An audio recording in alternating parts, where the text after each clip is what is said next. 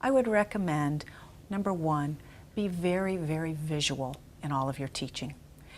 The child not only needs to hear the words, which they may or may not understand and have comprehension, but they need to see you. They need to see things. They need to see that realia. They need to be able to go, oh, cat, cat, with a picture of that.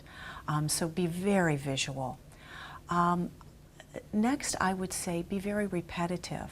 It's very good for the second language learner to hear it again and again and again. And you can say it different ways each time, but I think the repetition and the schedule is very important, that things stay pretty much the same through their day. I would also recommend that they look at what is missing, what are the gaps in that child's education.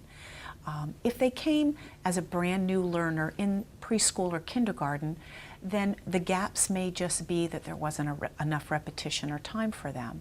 If they come to us in third grade and they're not literate or did not begin developing literacy in any language, then there are going to be gaps there.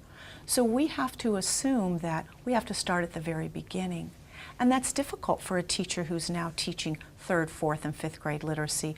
They're not teaching letter recognition and sounds and digraphs and all of those things that that child needs.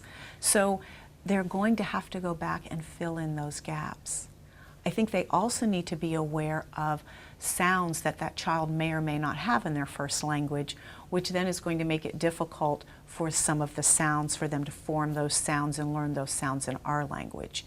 And those sounds will come. These are young children, especially if they're prior to puberty. They'll be able to form those sounds and become very native-like in their speaking. But we need to be aware of those things for that child.